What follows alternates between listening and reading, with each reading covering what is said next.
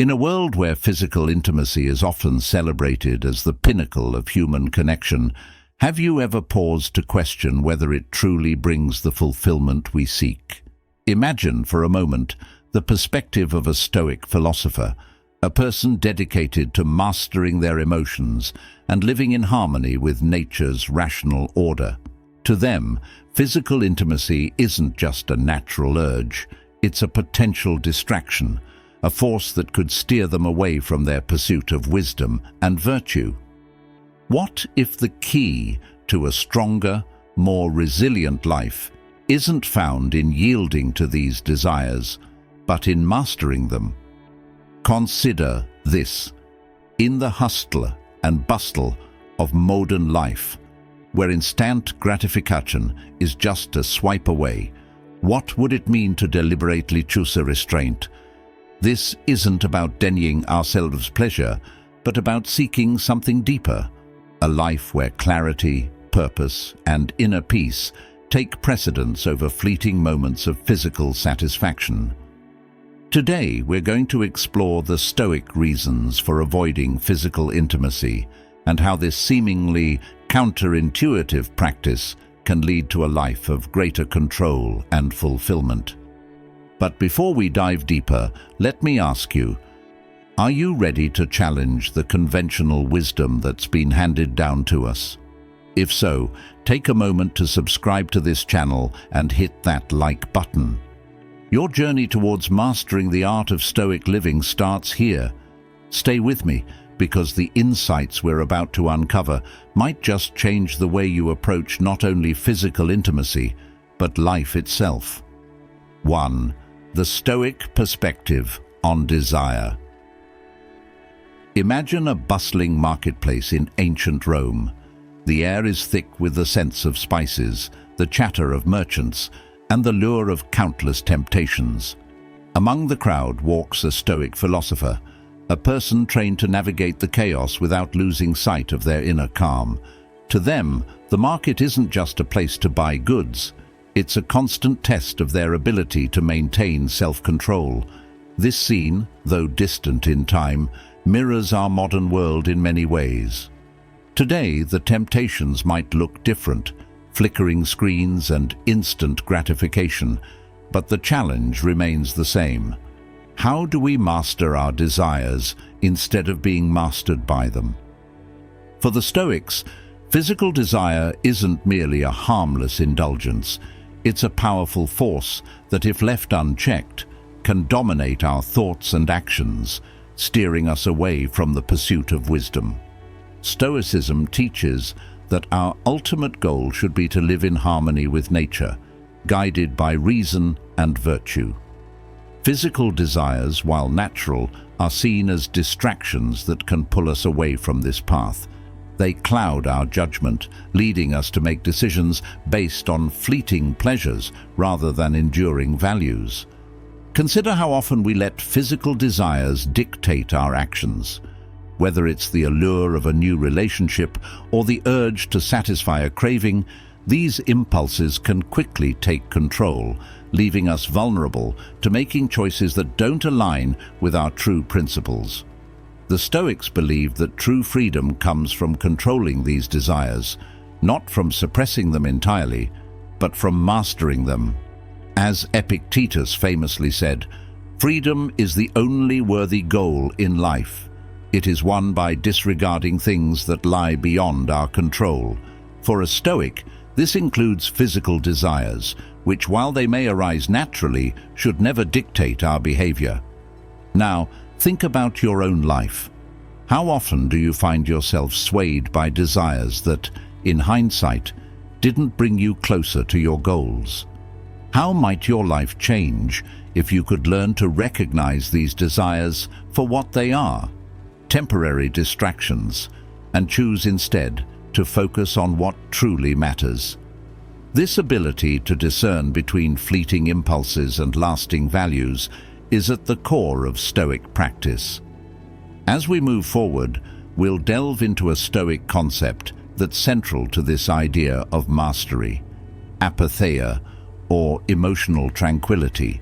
It's the state of being unperturbed by external influences, and it's key to understanding why the Stoics placed such importance on controlling physical desires. But before we get there, ask yourself this: what would it feel like to live a life where your actions are driven not by desire, but by deliberate, rational choice? Stay with me, because the answer might just surprise you. 2. The concept of apathy, Apatheia. Imagine you're standing on the edge of a calm lake at dawn. The water is so still that it mirrors the sky perfectly, creating an image of serene tranquility. Now, imagine dropping a stone into the lake. The ripples spread out, disrupting the peaceful surface, distorting the reflection. For a Stoic, the goal of life is to maintain that inner calm, to keep the mind as undisturbed as the lake before the stone was thrown. This state of unwavering tranquility, even in the face of external disturbances, is known as apatheia. Apatheia is often misunderstood as emotional numbness, but to the Stoics, it's something much more profound. It's the ability to remain unshaken by the highs and lows of life, to be neither elated by success nor devastated by failure. It's not about being indifferent to life, but about mastering your reactions to it. In the context of physical desires, apatheia is what allows a Stoic to experience the world's temptations without being ensnared by them. It's the strength to say, I am in control of my desires, not the other way around. Let's think back to our own lives. How often do we let external events, the actions of others, unexpected setbacks, or even our own desires, disturb our peace of mind? Each time we react impulsively, we're like that lake being disturbed by the stone. The Stoics teach us that by practicing apatheia, we can maintain our inner calm no matter what stones life throws our way. But achieving this state isn't about avoiding life's challenges. It's about engaging with them in a way that preserves our tranquility. Consider a moment when you faced a difficult decision, perhaps one involving a strong physical or emotional desire. How might that decision have changed if you approached it with apatheia, viewing the situation with clear-eyed objectivity rather than through the lens of passion? The Stoics believed that by cultivating apatheia, we free ourselves from the emotional turbulence that often accompanies such decisions. We learn to see things as they are, without the distortion of desire, allowing us to make choices that align with our deeper values. As you reflect on this, consider how the practice of apatheia could influence your own life. What would it mean to face challenges with a calm mind, undisturbed by external pressures, and how might this state of inner peace empower you to live more authentically in accordance with your true self? As we move into the next section, we'll explore the specific dangers that physical intimacy poses from a Stoic perspective, dangers that make the pursuit of apatheia not just desirable, but essential. So stay with me, because understanding these risks is the key to unlocking a life of greater freedom and peace. 3. The dangers of physical intimacy from a Stoic viewpoint. Picture this. A great leader, known for his wisdom and composure, stands at the height of his power. He has navigated wars, political intrigues, and personal betrayals with a calm that others admire and envy. But in a moment of weakness, he is ensnared by a passionate affair, one that clouds his judgment and leads to decisions that ultimately bring about his downfall. This is not just the stuff of ancient myths or Shakespearean tragedies. This is a scenario that has played out countless times throughout history. The Stoics recognized this pattern and warned of the dangers that physical intimacy can pose, particularly when it comes to clouding one's judgment. For the Stoics, physical intimacy is more than just a physical act. It's a powerful force that can easily override reason and lead to decisions driven by passion rather than rational thought. Think about the times when emotions have gotten the better of you. Perhaps you said something in the heat of the moment that you later regretted, or made a choice that seemed right at the time but didn't align with your long-term values. Physical intimacy, with its intense emotional and psychological impact, has the potential to amplify these kinds of decisions, pulling you away from the path of virtue. The Stoics believe that once we allow our desires to dictate our actions, we become susceptible to making choices that are not in our best interest. Marcus Aurelius, the Roman emperor and Stoic philosopher, often reminded himself to avoid being enslaved by desires that could lead him astray from his duty. He understood that the pursuit of physical pleasure could easily become a distraction, leading to a loss of self-control and ultimately a weakening of character. Now, let's consider the concept of attachment. Physical intimacy often creates deep emotional bonds, which, while natural, can lead to dependence on another person for our sense of happiness and well-being. This dependency is precisely what the Stoics sought to avoid. They aimed to cultivate a state of inner peace that was not reliant on external factors, whether those were material possessions, social status, or even personal relationships. When we become attached, we risk losing our autonomy, allowing another person's actions and decisions to affect our inner state. But the dangers don't stop there. The emotional highs and lows that often accompany physical relationships can disrupt our inner tranquility. The Stoics valued apatheia, the state of being unperturbed by external circumstances, and saw emotional turbulence as a major threat to this tranquility. In relationships where physical intimacy plays a central role, the emotional roller coaster can be particularly intense, making it difficult to maintain the calm and rational mindset that the Stoics prized. So, how does this resonate with your own experiences? Have there been moments when physical intimacy or emotional attachment clouded your judgment, leading to decisions that you later questioned? The Stoics would argue that by recognizing these dangers, we can better prepare ourselves to navigate them, ensuring that our actions are guided by reason rather than by fleeting passions. As we move forward, we'll explore how the Stoic virtue of temperance offers a solution to these challenges. Temperance, the practice of moderation in all things, can help us manage our desires and maintain the clarity of mind that is essential for living a virtuous life.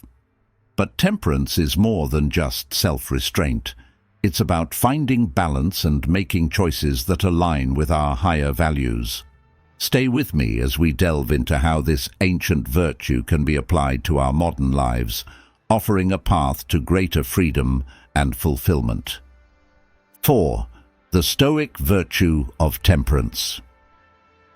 Imagine you're at a grand feast, the table overflowing with the most delectable dishes you've ever seen. The aroma is intoxicating, the colors vibrant, and the flavors, will be nothing short of extraordinary. But amidst this abundance, there sits a wise Stoic philosopher, calmly and deliberately choosing only what is necessary to sustain him. He knows that indulging in every delight before him might bring temporary pleasure, but it would also lead to excess, and with it, a loss of control. This act of choosing wisely, of exercising self-restraint, is the essence of temperance, a virtue that the Stoics held in the highest regard. Temperance, or moderation, is more than just holding back. It's about making conscious choices that align with our higher values and long-term goals. For the Stoics, temperance was essential in all aspects of life. But it was particularly important when it came to managing physical desires. The reasoning is simple. When we allow our desires to run unchecked, we become slaves to them, losing the clarity and freedom that come from self-control. Temperance, therefore, is not just a denial of pleasure, it's a means of preserving our autonomy and integrity. Let's consider how temperance applies to physical intimacy. In today's world, where instant gratification is often just a swipe away, the concept of moderation can feel outdated or even unnecessary. Yet, the Stoics would argue that it is precisely in this environment that temperance becomes most vital. By practicing moderation in physical relationships, we protect ourselves from the pitfalls of overindulgence, such as emotional dependence, clouded judgment, and the loss of personal autonomy. Instead of being driven by our impulses, we learn to approach relationships with a clear mind and a focus on what truly matters. But temperance isn't just about saying no to excess. It's about saying yes to balance. It's about finding the sweet spot where our actions are in harmony with our values, where we can enjoy life's pleasures without being consumed by them. This kind of balance doesn't just lead to a more disciplined life, it leads to a more fulfilling one. When we exercise temperance, we gain the freedom to choose our actions deliberately, rather than being driven by fleeting desires. Think about a time in your life when you practiced moderation, perhaps in your diet, your spending, or your relationships. How did it feel to be in control? To know that you were making choices that served your long-term well-being rather than just your immediate gratification? That feeling is what the Stoics sought to cultivate through temperance, a sense of empowerment that comes from living in accordance with reason and virtue. As we reflect on the importance of temperance, it's clear that this virtue offers a powerful antidote to the dangers we discussed earlier. By practicing moderation in physical intimacy, we can maintain our clarity of mind, protect our autonomy, and ensure that our actions are guided by our highest values. But there's more to the Stoic approach than just temperance. In the next section, we'll explore how the pursuit of virtue, particularly the virtues of wisdom and courage, guides Stoics in making decisions about physical intimacy and other aspects of life. So, as we continue this journey, ask yourself, how might temperance change the way you approach your own desires? And what might you gain by choosing balance over excess? Stay with me, because the answers to these questions will deepen your understanding of what it means to live a truly Stoic life. 5. Physical intimacy and the pursuit of virtue. Imagine a sculptor at work, carefully chiseling away at a block of marble. With each stroke, they are not simply removing excess stone, they are revealing the form within, guided by a vision of the perfect statue hidden inside. This is how the Stoics viewed the pursuit of virtue, a continuous process of refining oneself, of chipping away at the distractions and excesses of life to reveal the true virtuous self beneath. But what happens when physical intimacy, with all its complexities and emotional entanglements, comes into play? Does it help to reveal that inner statue, or does it add layers that obscure the true form? For the Stoics, virtue was the highest good, the ultimate goal in life. Everything else, including physical pleasure, was secondary to the pursuit of wisdom, courage, justice, and temperance. Physical intimacy, while a natural part of human life, was seen as something that could easily conflict with the pursuit of these higher virtues. The Stoics understood that when we place too much emphasis on physical pleasure, we risk losing sight of what truly matters, our moral character and our commitment to living a virtuous life.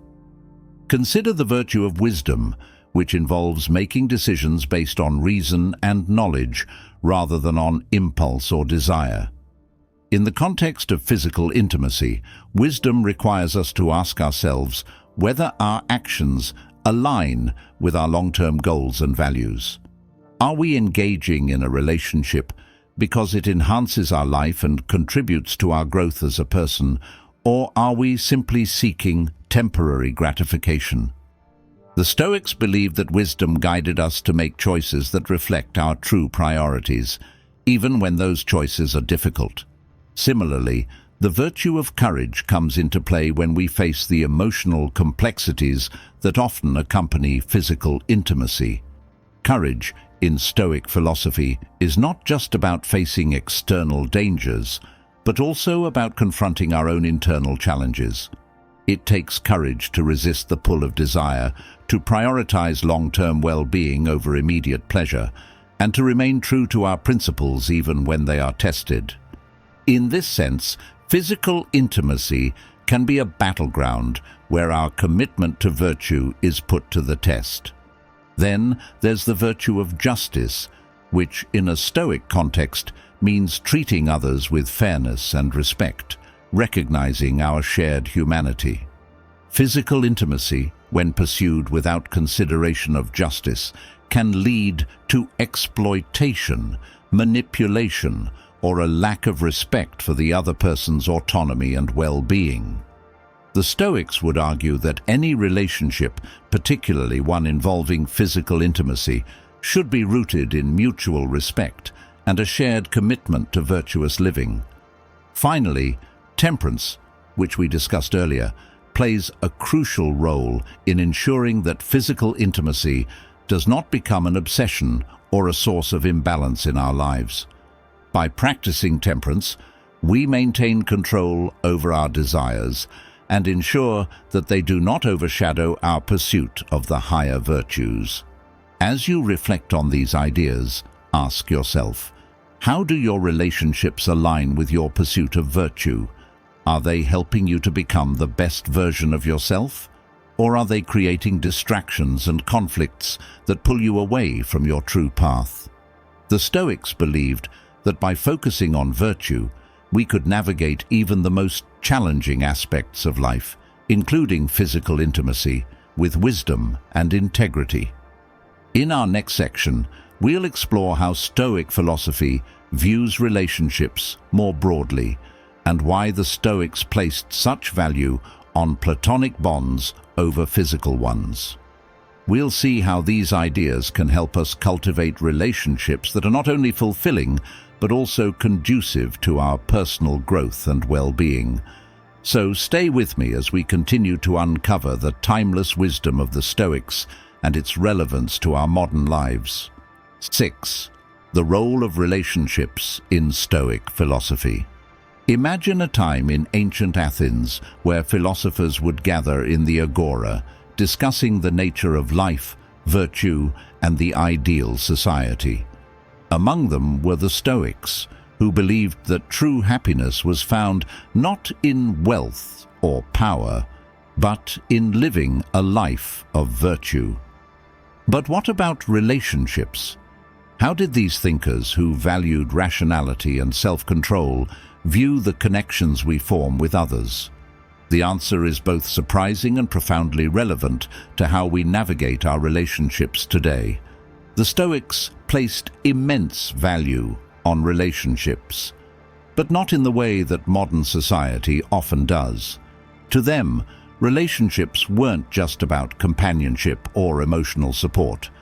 They were opportunities to practice virtue. Stoics believed that the most fulfilling relationships were those based on mutual respect, shared values, and a common pursuit of virtue. These were the connections that helped individuals grow, not just as friends or partners, but as human beings striving to live in accordance with nature and reason. Take, for instance, the relationship between Seneca, one of the most famous Stoic philosophers, and his friend Lucilius. Their bond was built on deep intellectual exchange and a shared commitment to Stoic principles. In their letters, which have been preserved through the centuries, we see a relationship that goes far beyond the superficial. It's a friendship rooted in the pursuit of wisdom, where each encouraged the other to live more virtuously. For the Stoics, this kind of relationship was the ideal, not one based on physical attraction or fleeting passions, but on a profound connection that nurtured the soul. But why did the Stoics prioritize Platonic relationships over physical ones? The answer lies in their understanding of what truly contributes to a good life. Physical relationships, while natural, can easily become entangled with desire, jealousy, and other emotions that disturb our inner tranquility. Platonic relationships, on the other hand, are less likely to stir such emotions, allowing individuals to connect on a deeper level without the distractions of physical desire. Now, think about your own relationships. How many of them are built on a foundation of shared values and mutual respect? How many help you become a better person? The Stoics believed that these were the relationships worth cultivating because they aligned with the ultimate goal of living a virtuous life. They weren't dismissing physical relationships entirely, but they were cautious about the potential for such relationships to divert us from our higher purpose. But here's where it gets interesting. The Stoics didn't see relationships as merely passive experiences. They believed that we should actively engage in our relationships to help others grow in virtue as well. This is where the Stoic concept of Sympatheia comes in, a sense of connectedness to others and to the universe as a whole. It's the idea that by helping others become better, we too become better, creating a ripple effect of virtue that extends beyond ourselves. As you reflect on this, consider the relationships in your life that have had the most positive impact on you. What qualities did those relationships have? How did they help you grow, not just emotionally, but morally and intellectually? The Stoics would encourage us to seek out and nurture these kinds of connections, as they are the ones that truly enrich our lives. In our final section, we'll explore how the practice of restraint and the pursuit of virtue in relationships can empower us to live a life of greater freedom and peace. We'll look at how these Stoic principles can be applied in practical ways to create relationships that not only fulfill us, but also align with our highest ideals. So stay with me as we conclude our journey into the Stoic philosophy of relationships and discover how these ancient teachings can transform the way we connect with others today. 7. Empowerment through restraint. Imagine a warrior standing alone on the battlefield, surrounded by the chaos of conflict. His enemies close in, their swords drawn, yet he remains calm, his movements measured. He does not swing wildly, nor does he rush into the fray. Instead, he waits, choosing each action with precision, striking only when necessary. This is the power of restraint, a force that, when mastered, allows one to navigate even the most challenging situations with clarity and purpose. The Stoics believed that this same power could be harnessed in our daily lives, particularly when it comes to the way we manage our desires and relationships. Restraint, in the Stoic sense, is not about suppression or denial, but about the conscious choice to act, or not act, in a way that aligns with our higher values. It's the ability to pause, to consider the long-term consequences of our actions, and to choose the path that leads to true fulfillment rather than immediate gratification. For the Stoics, this kind of self-control was the key to living a life of inner peace and freedom. By practicing restraint, we free ourselves from the chains of impulsive desires and external influences, allowing us to remain true to our principles in any situation. Now, consider how this applies to physical intimacy. In a world that often equates freedom with the ability to indulge in any desire, the Stoic approach might seem counterintuitive. But true freedom, the Stoics would argue, is not about doing whatever we want, whenever we want. It's about having the power to choose wisely, to act in a way that is consistent with our goals and values. When it comes to physical intimacy, this means engaging in relationships with a clear sense of purpose rather than being driven by passion or social pressures. Think about a time when you exercised restraint, perhaps in a difficult conversation where you chose your words carefully, or in a situation where you resisted the urge to react emotionally. How did it feel to have that control, to know that your actions were guided by reason rather than impulse? That feeling of empowerment is what the Stoics sought to cultivate through restraint. It's not about denying ourselves the joys of life, but about experiencing them in a way that enhances our overall well-being. But what does this look like in practice? It means being mindful of our actions, especially in relationships. It's about asking ourselves whether our choices align with our true intentions and whether they contribute to our long-term happiness.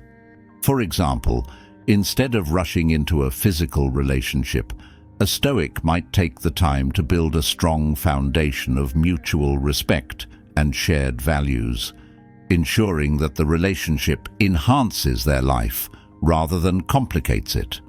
This approach doesn't just apply to romantic relationships. It can be seen in how we manage our time, our resources, and our emotions. By practicing restraint, we create space to focus on what truly matters: our personal growth, our contributions to others, and our pursuit of virtue. In this way, restraint becomes a tool for empowerment, allowing us to live more deliberately and with greater intention. As we move toward the conclusion of our exploration, I encourage you to reflect on how restraint could play a role in your own life. How might it help you navigate your relationships, your goals, and your challenges with greater wisdom and peace? In our final section, we'll bring together all the Stoic principles we've discussed: temperance, virtue, apatheia, and restraint, and see how they combine to offer a powerful framework for living a life of true freedom and fulfillment. So, stay with me as we wrap up this journey and discover how you can apply these ancient teachings to create a life that is both meaningful and resilient. Imagine standing at the peak of a mountain after a long, arduous climb. The path was steep, the obstacles many, but now, as you look out over the vast landscape below, you feel a profound sense of peace and accomplishment. This is the feeling the Stoics aim to cultivate through their disciplined way of life, a sense of fulfillment that comes not from the easy pleasures of life, but from the hard-earned victory of mastering oneself. As we've journeyed through the Stoic reasons for avoiding physical intimacy, we've uncovered a philosophy that encourages us to live with intention, to prioritize virtue over fleeting pleasure, and to cultivate relationships that truly enrich our lives. The Stoics didn't shy away from the challenges of life, but rather faced them head-on, using each obstacle as an opportunity to grow in wisdom, courage, and self-control. And through this lens, we see that the path of restraint, while difficult, leads to a life of greater freedom, peace, and true happiness. Now, as you reflect on what we've discussed, consider how these Stoic principles might apply to your own life. What desires or distractions are pulling you away from your highest values? How can you practice temperance and restraint to bring more clarity and purpose to your actions? These are not just abstract philosophical questions. They are invitations to transform your life, to chisel away at the excess and reveal the virtuous self within. If you found value in this exploration of Stoic wisdom, I encourage you to join our community of like-minded seekers. Hit that subscribe button, give this video a thumbs up, and share your thoughts in the comments below. How do you plan to apply these Stoic principles to your own life? Your insights could inspire others on their journey toward greater self-mastery and fulfillment. Remember, the path of the Stoic is not about perfection, but about progress. It's about making deliberate choices that align with your values, even in the face of temptation or challenge. As you continue on this path, take comfort in knowing that each step brings you closer to the life you were meant to live, a life of virtue, wisdom, and unshakable inner peace. Thank you for being part of this journey with me. Stay strong, stay wise, and keep striving to cultivate the calm within. Until next time, take care.